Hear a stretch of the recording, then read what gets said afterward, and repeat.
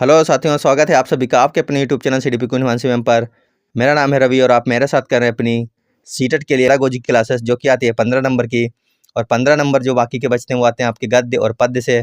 तो आपको करनी है ये जो 15 नंबर आते हैं पेडागोजी के, इसकी करनी है ज़बरदस्त तैयारी कि यहाँ से आपका कोई भी क्वेश्चन छूटने ना पाए, कि आपको यहीं से क्वेश्चन देखने को मिल जाएंगे। 100% उम्मीद है कि यहीं से क्वेश्चन देखने को मिलेंगे। लेकिन अगर फिर भी कोई कसर बाकी रह गई है तो आप लगातार हमारे साथ बने रहिए। बेहतर से बेहतर क्वेश्चन हम लेकर के आ रहे हैं।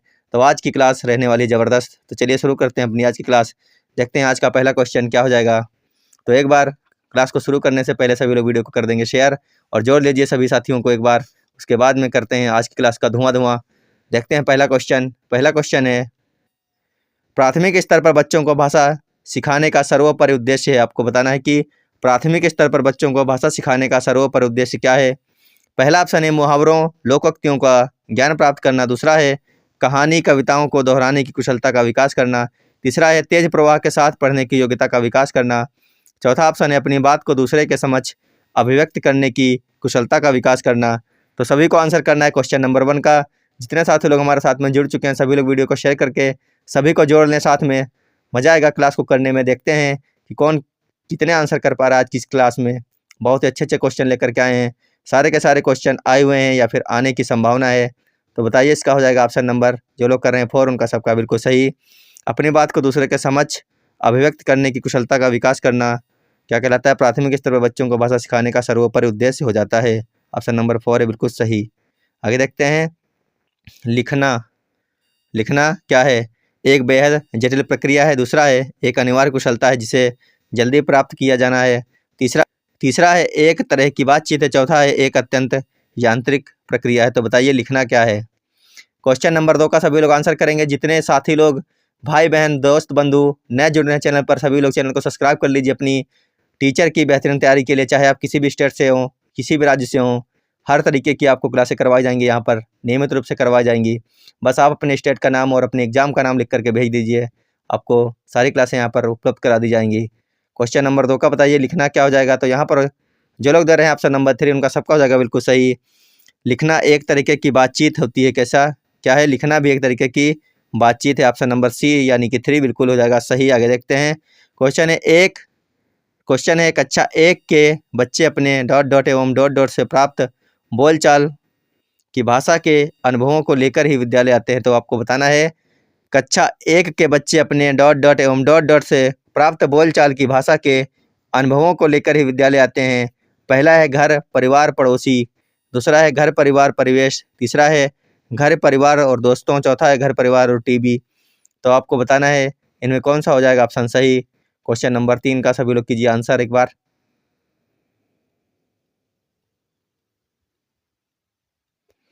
तो इसका कर रहे हैं जो लोग ऑप्शन नंबर 2 उनका सबका हो जाएगा बिल्कुल सही। कक्षा 1 के बच्चे अपने घर परिवार एवं परिवेश से प्राप्त बोलचाल की भाषा के अनुभवों को लेकर ही विद्यालय आते हैं। ऑप्शन नंबर 2 हो जाएगा बिल्कुल सही।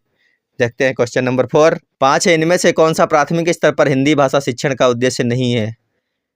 प्राथमिक स्तर पर हिंदी भाषा शिक्षण का उद्देश्य नहीं है। तो आपको बताना है निगेटिव आंसर। तो बताइए क्या हो जाएगा इसमें। संदर्भ के अनुसार लगाकर पढ़ने का प्रयास करना। दूसरा है चित्रकारी को स्वयं की अभिव्यक्ति का माध्यम बनाना। तीसरा है बच्चों की भाषा और स्कूल की भाषा में संबंध बनाते हुए उसे विस्तार देना। और चौथा है सुनी गई बातों को ज्यों का त्यों दोहराना। तो दोहराना रटना ये सब कैसी निगेटिव थिंकिंग है, यानी इसका हो जाएगा ऑप्शन नंबर 4। ये निगेटिव वर्ण है। दोहराना रटना ये सब कैसे होते हैं, निगेटिव वर्ण के अंतर्गत आते हैं। और जहाँ पे निगेटिव बात होगी वहाँ पर नहीं वाला ही ऑप्शन सही हो जाता है। इसका ऑप्शन नंबर 4 हो जाएगा बिल्कुल सही। अगला क्वेश्चन है भाषा कौशलों के संबंध में कौन सा कथन सही है। तो आपको आंसर करना है भाषा कौशलों के संबंध में कौन सा कथन सही है। पहला है भाषा के कौशल अंतः संबंधित होते हैं। दूसरा है भाषा के सभी कौशलों को नए सिरे से सीखने की आवश्यकता होती है। तीसरा है भाषा कौशल एक दूसरे से स्वतंत्र होते हैं। चौथा है भाषा के चारों कौशल एक क्रम में सीखे जाते हैं। भाषा के चारों कौशल एक क्रम में क्या सीखे जा सकते हैं, तो ये तो बिल्कुल भी नहीं होगा। दूसरा है भाषा कौशल एक दूसरे से स्वतंत्र होते हैं, ये भी नहीं होगा। तीसरा है भाषा के सभी कौशलों को नए सिरे से सीखने की आवश्यकता होती है, ये भी इसका ऑप्शन नहीं होगा। तो हो जाएगा भाषा के कौशल अंतः संबंधित होते हैं, ये बिल्कुल सही आंसर है। इसका ऑप्शन नंबर 1 हो जाएगा। सबसे अच्छा और सबसे पॉजिटिव आंसर है ऑप्शन नंबर 1, भाषा के कौशल अंतः संबंधित होते हैं। चलते हैं अगले क्वेश्चन पर। भाषा डॉट डॉट और डॉट डॉट का एक उत्तम साधन है। किसका अच्छा साधन है आपको बताना है। भाषा डॉट डॉट और डॉट डॉट का एक उत्तम साधन है सुनने, बोलने, सोचने का, पढ़ने, लिखने, संप्रेषण का, सोचने, महसूस करने, चीज़ों से जुड़ने या फिर पढ़ने, लिखने और समझने का। इसका सभी लोग आंसर कीजिए। भाषा डॉट डॉट और डॉट डॉट का एक उत्तम साधन है। आंसर कीजिए सभी लोग। देखते हैं कौन कौन इसका आंसर सही कर रहा है। सभी लोग आंसर कीजिए। देख रहे हैं कौन कौन सही आंसर कर रहा है इसका। क्वेश्चन नंबर 7 का सभी लोग आंसर कीजिए। तो इसका जो लोग कर रहे हैं ऑप्शन नंबर 2, उनका सबका है बिल्कुल सही। क्या हो जाएगा। भाषा पढ़ने, लिखने और संप्रेषण का एक उत्तम साधन है। ऑप्शन नंबर 2 बिल्कुल सही आंसर हो जाएगा। देखने अगला क्वेश्चन। क्वेश्चन है भाषा सीखने का व्यवहारवादी दृष्टिकोण डॉट डॉट पर बल देता है। तो बताइए कि भाषा सीखने का व्यवहारवादी दृष्टिकोण किस पर बल देता है। पहला है अनुकरण, दूसरा है रचनात्मक, तीसरा है भाषा प्रयोग, चौथा है अभिव्यक्ति। तो इसका आंसर कीजिए सभी लोग। क्या हो जाएगा सही। भाषा सीखने का व्यवहारवादी दृष्टिकोण डॉट डॉट पर बल देता है। तो बताइए क्या इसमें सही हो जाएगा। तो इसका हो जाएगा ऑप्शन नंबर 1, भाषा सीखने का व्यवहारिक दृष्टिकोण अनुकरण पर बल देता है। किस पर देता है। अनुकरण पर बल देता है। देखते हैं अगला क्वेश्चन। क्वेश्चन है नासिरा पढ़ते समय अनेक बार अटकती है, उसे पढ़ने में कठिनाई होती है, उसकी समस्या मुख्यतः डॉट डॉट से संबंधित है। तो आपको बताना है कि नासिरा अगर पढ़ते समय बार बार अटक जाती है तो उसे पढ़ने में कठिनाई हो रही होगी। तो उसकी यह समस्या किससे संबंधित है। पठन अरुचि है या फिर बुद्धिलब्धि है या फिर डिस्ग्राफिया है या फिर डिसलेक्सिया है। तो बताइए इनमें से कौन सा ऑप्शन हो जाएगा सही। पढ़ने संबंधी अगर कोई दिक्कत हो रही है, कठिनाई हो रही है, तो उसमें हो जाता है ऑप्शन नंबर सी, यानी कि डिसलेक्सिया जो होता है वहाँ पर हो जाएगा। इतना याद रखना, आप लोग इसको रट के रखिए। आगे देखते हैं। वाइगोत्स्की के विचार पर आधारित कक्षा में डॉट डॉट पर सबसे अधिक बल दिया जाता है। तो आपको आंसर करना है कि वाइगोत्स्की के विचार पर आधारित कक्षा में डॉट डॉट पर सबसे अधिक बल दिया जाता है। किस पर सबसे अधिक बल दिया जाता है।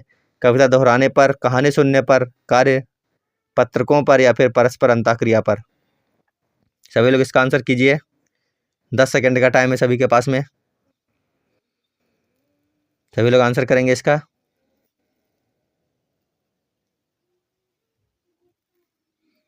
तो इसका हो जाएगा ऑप्शन नंबर 4। क्या हो जाएगा। वाइगोत्स्की के विचार पर आधारित कक्षा में परस्पर अंतःक्रिया पर सबसे अधिक बल दिया जाता है। ऑप्शन नंबर 4 हो जाएगा इसका बिल्कुल सही आंसर। आगे देखते हैं। निम्नलिखित में से किस विधि में व्याकरण का सैद्धांतिक ज्ञान न देकर व्यवहारिक पक्ष पर अधिक बल दिया जाता है। बताना है निम्नलिखित में से किस विधि में व्याकरण का सैद्धांतिक ज्ञान न देकर व्यवहारिक पक्ष पर अधिक बल दिया जाता है। पहला है आगमन विधि, दूसरा है निगमन विधि और तीसरा ऑप्शन है आगमन निगमन विधि, चौथा है भाषा संसर्ग विधि। तो सभी लोग इसका आंसर करेंगे। सबसे अच्छा और सबसे सही आंसर क्या हो जाएगा इसका। क्वेश्चन नंबर 11 का सभी लोग आंसर कीजिए एक बार। सभी लोग आंसर कीजिए क्वेश्चन नंबर 11 का। तो इसका कर रहे हैं जो लोग ऑप्शन नंबर डी, उनका सबका है बिल्कुल सही। भाषा संसर्ग विधि कैसी है। भाषा संसर्ग विधि, इसका हो जाएगा ऑप्शन नंबर डी बिल्कुल सही। आगे देखते हैं। क्वेश्चन है माध्यमिक स्तर पर कविता शिक्षण की प्रणाली है। तो बताइए कि माध्यमिक स्तर पर कविता शिक्षण की कौन सी प्रणाली हो जाएगी। अर्थबोध, गीत, व्याख्या या फिर उद्दीपन। हो सकता है कि आपको ये लग रहा हो कि आप ये क्वेश्चन कर चुके हैं, तो प्रैक्टिस बहुत ज़्यादा जरूरी है। क्वेश्चन पढ़ना बड़ी बात नहीं, क्वेश्चन जितने अगर आपको 500 क्वेश्चन आपने पढ़े तो 500 क्वेश्चन को आपको प्रैक्टिस होती रहनी चाहिए लगातार, तभी आप एग्जाम में कर पाओगे। नहीं तो आप यही सोचोगे कि ये क्वेश्चन पढ़ा हुआ आया तो है लेकिन हमको इसका आंसर नहीं याद है। अगर ये क्वेश्चन आपके सामने से 2 से 3 बार निकल चुका है तब तक इसका आंसर आपको रट गया होगा बिल्कुल। देखते देखते आंसर हो गया होगा। माध्यमिक स्तर पर कविता शिक्षण की प्रणाली होती है कैसी। व्याख्यात्मक होती है। ऑप्शन नंबर सी हो जाएगा बिल्कुल सही। तो आपको याद रखना है कि अगर आपकी आंखों के सामने से कोई क्वेश्चन 2 से 3 बार निकल गया और वही क्वेश्चन एग्जाम में अगर आ गया तो 1 सेकंड में आंसर आएगा बिल्कुल। देखते ही देखते आप आंसर लगा दोगे, क्वेश्चन को देखते देखते धुआं कर दोगे और अपनी एग्जाम को, सीटेट के एग्जाम को बेहतरीन नंबरों के साथ में पास कर जाओगे। तो इसीलिए की जाती है अच्छे से अच्छी तैयारी। हर एक क्वेश्चन को 2 से 3 बार आपकी आंखों के सामने निकलना ही चाहिए। जो जितने पेडागोजी, चाहे मैथ की हो, चाहे साइंस की हो, चाहे हिंदी की हो, चाहे सामाजिक विज्ञान की हो, चाहे ईवीएस की हो, हर प्रकार का क्वेश्चन बनना चाहिए और आपको पढ़ना चाहिए। तो आपको हम करवा रहे हैं बेहतरीन प्रैक्टिस। आप हमारे साथ लगातार बने रहिएगा और अपनी प्रैक्टिस को मजबूत करते रहिए। क्वेश्चन नंबर अगला है मौन वाचन का प्रकार है। देखते हैं, बताइए इसमें क्या हो जाएगा ऑप्शन। मौन वाचन का क्या प्रकार होता है। सभी लोग आंसर करेंगे इसका। मौन वाचन का प्रकार इनमें से कौन सा है? मौन वाचन का प्रकार इनमें से कोई भी नहीं होगा, यानी इसका हो जाएगा ऑप्शन नंबर डी। इनमें से कोई भी मौन वाचन का प्रकार नहीं है। आगे देखते हैं। क्वेश्चन है, किसका संबंध बोलने के कौशल के विकास से नहीं है? आपको बताना है इनमें से किसका संबंध बोलने के कौशल के विकास से नहीं है। तो आंसर कीजिए इसका। इसका कर रहे हैं जो लोग ऑप्शन नंबर डी, उनका सबका हो जाएगा बिल्कुल सही। प्रतिलिप का जो है ये प्रतिलिप जो है ये इसका संबंध बोलने के कौशल के विकास से बिल्कुल भी नहीं है। आगे देखते हैं। क्वेश्चन है, भाषा कौशलों में सबसे अधिक किस कौशल का विकास करना चाहिए? वाचन का, लेखन का, श्रवण का या फिर उच्चारण का? भाषा कौशल में सबसे अधिक या फिर सबसे पहले किस कौशल का विकास करना चाहिए? भाषा कौशल में सबसे पहले किस कौशल का विकास करना चाहिए? आंसर, इसका आंसर बताइए क्या हो जाएगा? इसका हो जाएगा ऑप्शन नंबर सी। किसका करना चाहिए? श्रवण का करना चाहिए। आगे देखते हैं। अगला क्वेश्चन है, अर्थ ग्रहण के कौशल के विकास के लिए अधिक उपयोगी है। अर्थ ग्रहण के कौशल के विकास के लिए सबसे अधिक उपयोगी क्या हो जाएगा? समाचार वाचन, व्याकरण शिक्षा, मौन वाचन या फिर शास्वर वाचन? तो बताइए इनमें से कौन सा ऑप्शन हो जाएगा सही? अर्थ ग्रहण के कौशल के विकास के लिए अधिक उपयोगी क्या है इसमें से? आंसर कीजिए सभी लोग। तो इसका कर रहे हैं जो लोग ऑप्शन नंबर सी, उनका है बिल्कुल सही। मौन वाचन हो जाएगा। क्या हो जाएगा? मौन वाचन। चलते हैं अगले क्वेश्चन पर। जब आप चुपचाप बैठेंगे तभी आप अपने अध्यापक के द्वारा बताई गई बात को समझ सकते हैं, सुन सकते हैं और उसके ऊपर विचार कर सकते हैं। अगर आप गप्पे मार रहे हैं और आपको पढ़ाया जा रहा है तो आपके समझ में कुछ आएगा? बिल्कुल भी नहीं आएगा। इसीलिए अर्थ ग्रहण के कौशल के विकास के लिए सबसे अधिक उपयोगी है कि आप चुपचाप यानी मौन बैठ करके अपने अध्यापक के द्वारा बताई जा रही चीज़ों को सुनिए और उनको समझिए। इसीलिए इसका हो जाएगा ऑप्शन नंबर सी बिल्कुल सही। आगे देखते हैं। क्वेश्चन है, वर्तमान परीक्षा प्रणाली में कौन सा दोष है? वर्तमान परीक्षा प्रणाली में कौन सा दोष है? क्वेश्चन बहुत ज़्यादा इंपॉर्टेंट है, वेरी वेरी इंपॉर्टेंट है। आपको इसका आंसर भी पता होना चाहिए था। अगर नहीं पता है तो आज पता कर लीजिएगा और हमेशा याद रखिएगा इसका कौन सा ऑप्शन सही हो जाएगा। वर्तमान परीक्षा प्रणाली में कौन सा दोष है? तो सभी लोग जिनको इसका आंसर आता है सभी लोग आंसर कीजिए। वर्तमान परीक्षा प्रणाली में कौन से दोष हैं? आंसर कीजिए सभी लोग।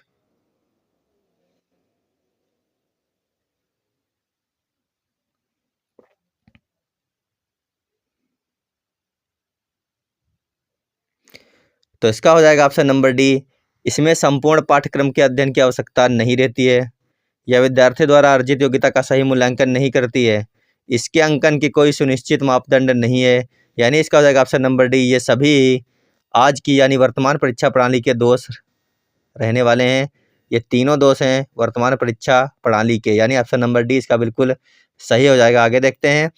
हिंदी शिक्षण में उपलब्ध की जांच की जा सकती है। हिंदी शिक्षण में उपलब्ध की जांच की जा सकती है। पहला है निबंधात्मक प्रश्नों से, दूसरा है बुद्धि परीक्षण से, तीसरा है प्रोजेक्टिव परीक्षण से और चौथा है उपलब्ध परीक्षण से। तो आपको बताना है कि हिंदी शिक्षण में उपलब्ध की जांच की जा सकती है। किससे की जा सकती है? सभी लोग आंसर कीजिए एक बार। हिंदी शिक्षण में उपलब्ध की जांच उपलब्ध परीक्षण से की जा सकती है, यानी ऑप्शन नंबर डी इसका बिल्कुल सही आंसर हो जाएगा। चलते हैं अगले क्वेश्चन पर। क्वेश्चन है, उपलब्ध परीक्षण के संबंध में कौन सा कथन उपयुक्त नहीं है? उपलब्ध परीक्षण के संबंध में कौन सा कथन उपयुक्त नहीं है? पहला है निबंधात्मक प्रश्नों के मूल्यांकन में वस्तुपरकता का अभाव रहता है। दूसरा है मौखिक परीक्षा में पक्षपात की आशंका रहती है। तीसरा है क्रियात्मक परीक्षाओं में शाब्दिक ज्ञान का महत्व नहीं होता है। चौथा है वस्तुनिष्ठ परीक्षा से मौलिकता का विकास होता है। तो बताइए इनमें से कौन सा ऑप्शन हो जाएगा सही? हो जाएगा ऑप्शन नंबर डी। क्या हो जाएगा? ऑप्शन नंबर डी हो जाएगा इसका। चलते हैं क्वेश्चन नंबर नेक्स्ट पर। नेक्स्ट है, द्वितीय भाषा शिक्षण की तुलनात्मक विधि क्या है? द्वितीय भाषा शिक्षण की तुलनात्मक विधि क्या हो जाएगी? तो बताइए इनमें से कौन सा ऑप्शन हो जाएगा सही? सभी लोग एक बार इसका आंसर करेंगे और वीडियो को सभी के पास में शेयर कर देंगे क्लास खत्म होने के बाद में। और जितने साथी लोग नए जुड़ रहे हैं हमारे साथ में, सभी लोग चैनल को सब्सक्राइब कर लीजिए अपनी टीचर की बेहतरीन तैयारी के लिए। तो बताइए इसका ऑप्शन क्या हो जाएगा? इसका हो जाएगा ऑप्शन नंबर 1। क्या हो जाएगा? व्यतिरेकी विधि। क्या हो जाएगी? व्यतिरेकी विधि जो है ये द्वितीय भाषा शिक्षण की तुलनात्मक विधि है। व्यतिरेकी विधि ऑप्शन नंबर 1 इसका हो जाएगा बिल्कुल सही। जिन्होंने दिया है ऑप्शन नंबर 1 उनका सबका हो जाएगा सही। इसका हो जाएगा ऑप्शन नंबर ए यानी व्यतिरेकी विधि। तो साथियों आपको बताना है कमेंट बॉक्स में कि आज की इन 20 क्वेश्चनों की क्लास में आपके कितने क्वेश्चन सही निकले हैं। आज की इस क्लास से आपके कितने क्वेश्चन सही निकले हैं 20 में से। जितने साथी लोग नए जुड़े हैं चैनल को सब्सक्राइब कर लीजिए, बाकी सभी लोग सभी के पास में इस वीडियो को शेयर करने के बाद में ही जाइएगा। फिलहाल अभी के लिए धन्यवाद, बाय बाय। बने रहिए क्लास में। नेक्स्ट क्लास जो आने वाली है वो 9 बजे आने वाली है, वो ईवीएस की प्रैक्टिस क्लास है। आप याद रखना ईवीएस में नंबर लाने बहुत ही ज़रूरी है और बहुत ही हार्ड सब्जेक्ट अगर कोई माना जाता है तो वो होता है ईवीएस। तो सारी की सारी क्लासें देखिए ईवीएस की। आज की ईवीएस की क्लास में करवा रहे हैं हम आपको प्रीवियस ईयर क्वेश्चंस। 15 क्वेश्चन करवाए जाएंगे, सिर्फ 10 से 12 मिनट लगेगा उस क्लास में। तो आप ज़रूर आइएगा 9 बजे ईवीएस की प्रैक्टिस क्लास में। धन्यवाद, बाय बाय।